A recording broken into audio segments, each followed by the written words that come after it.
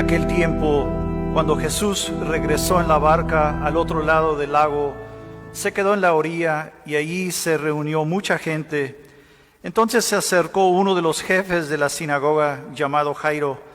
Al ver a Jesús, se echó a sus pies y le suplicaba con insistencia: «Mi hija está agonizando, ven a imponerle las manos para que se cure y viva». Jesús se fue con él y mucha gente lo seguía y lo apertujaba. Entre la gente había una mujer que padecía flujo de sangre desde hacía 12 años. Había sufrido mucho a las manos de los médicos y había gastado en eso toda su fortuna. Pero en vez de mejorar, había empeorado. Oyó hablar de Jesús, vino y se le acercó por detrás entre la gente y le tocó el manto, pensando que con solo tocarle el vestido se curaría.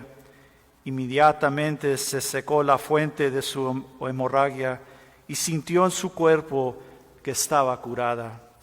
Jesús notó al instante que una fuerza curativa había salido de él. Se volvió así a la gente y les preguntó: «¿Quién ha tocado mi manto?». Sus discípulos le contestaron: «¿Estás viendo cómo te empuja la gente y todavía preguntas: ¿quién me ha tocado?». Pero él seguía mirando alrededor para descubrir quién había sido. Entonces se acercó la mujer, asustada y temblorosa. Al comprender lo que había pasado, se postró a sus pies y le confesó la verdad. Jesús la tranquilizó diciendo: «Hija, tu fe te ha curado.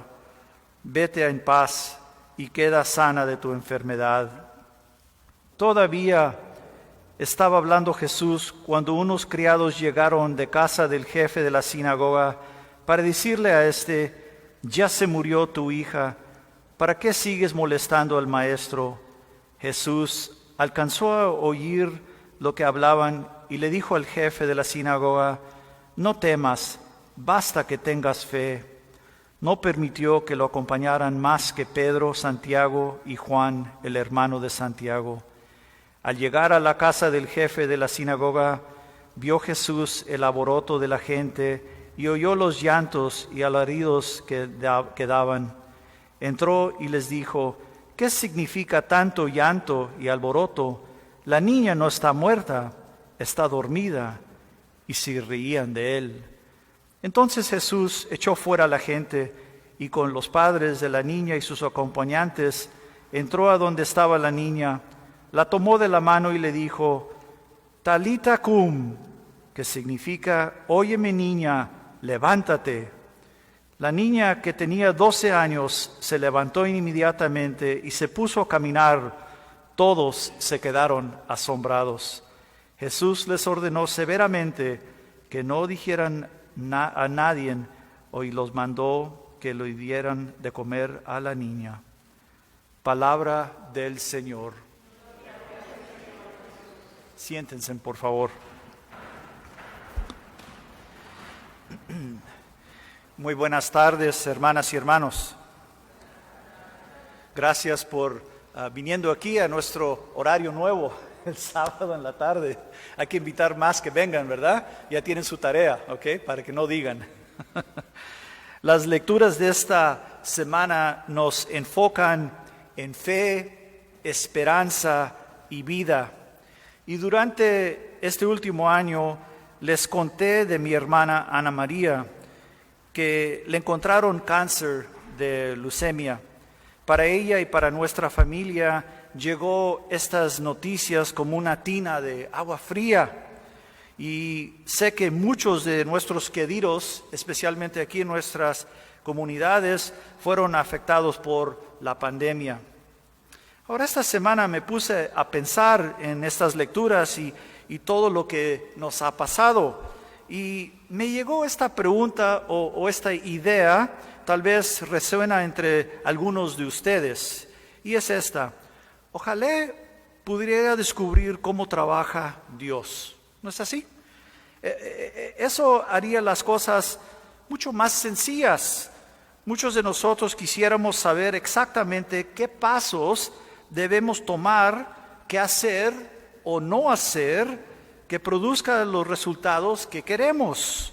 Un buen trabajo, esposo, esposa adecuados, niños que se portan bien, un gran grupo de amigos, más tiempo libre, una casa mejor, mucho dinero extra y buena salud.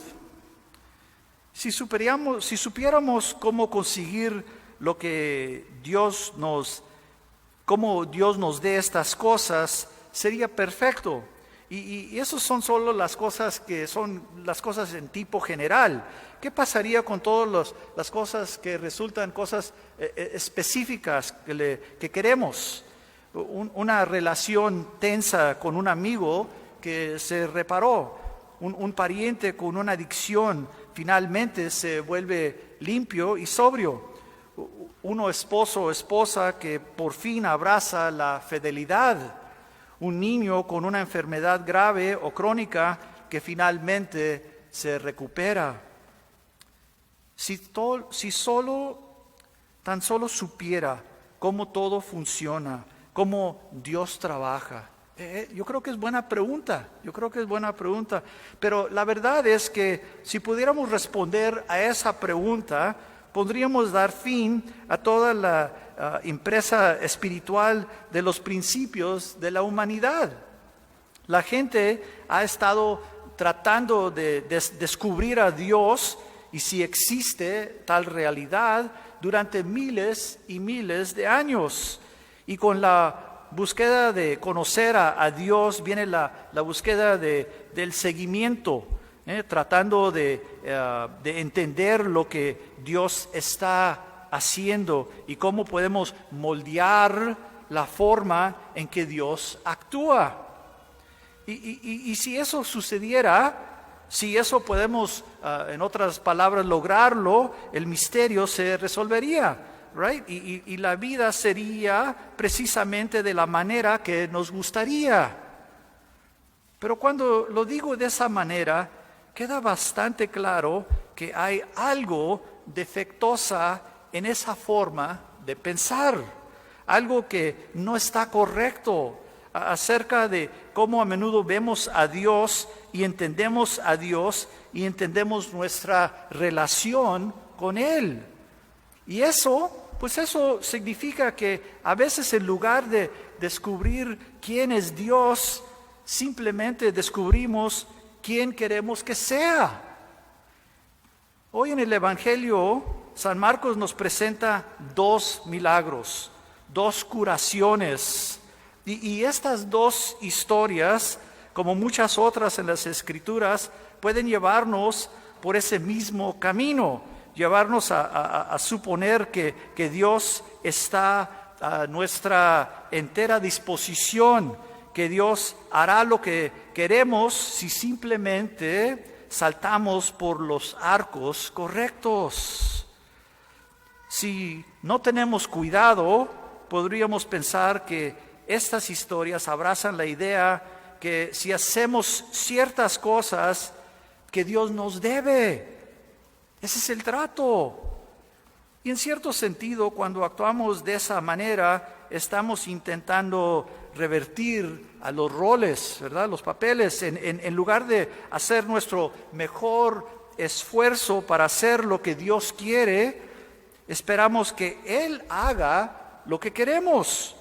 Nosotros tomamos las decisiones, Dios nos obedece.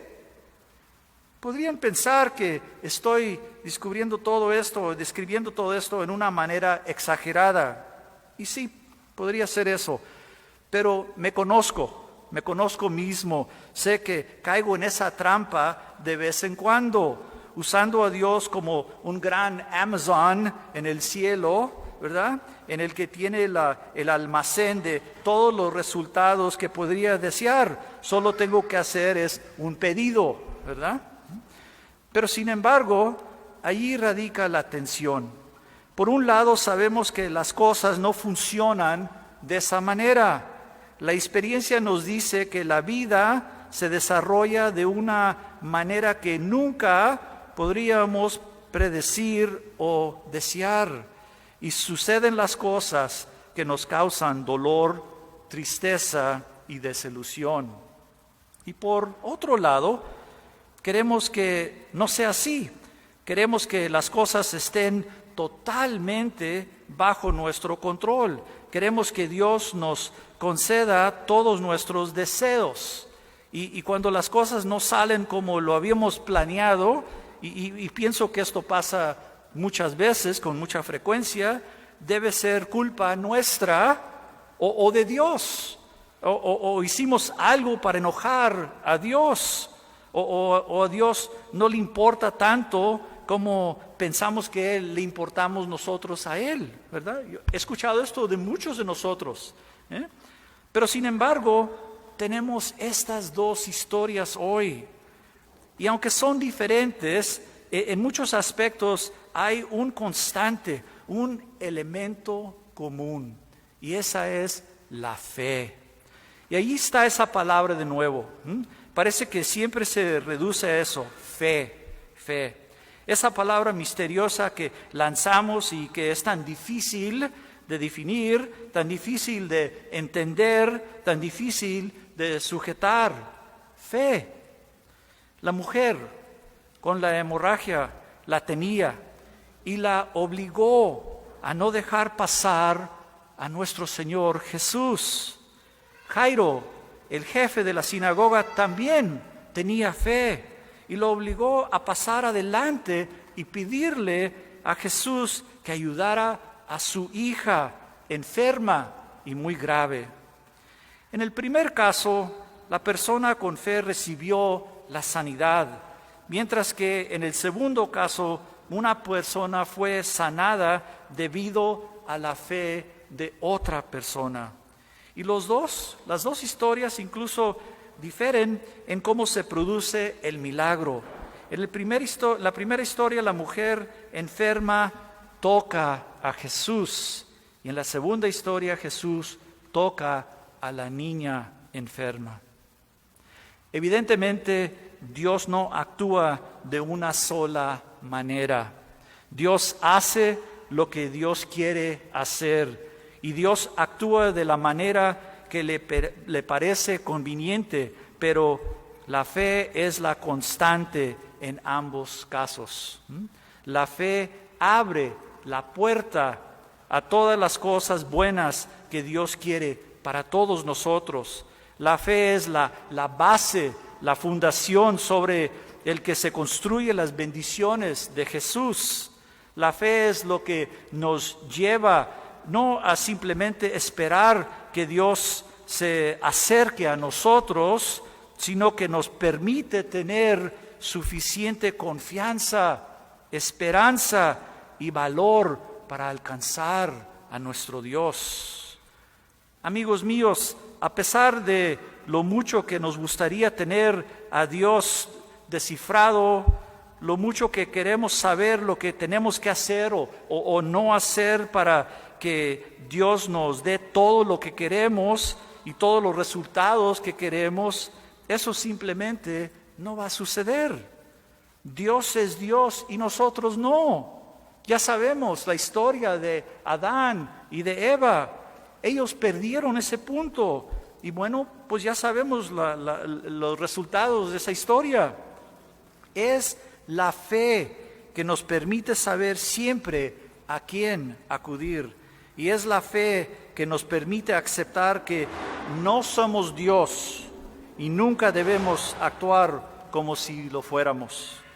Es la fe que nos permite seguir confiando, incluso cuando hemos sufrido por las acciones de otros. La fe que nos permite seguir teniendo esperanza, incluso cuando no obtenemos exactamente lo que pedimos.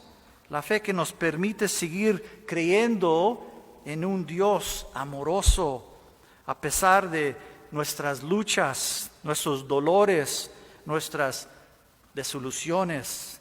La fe es lo que nos ayuda a abrazar la profunda verdad de que en la última instancia nada puede dañarnos si nos mantenemos cerca a Dios, si continuamente nos acercamos en amor a quien nos devuelve su amor.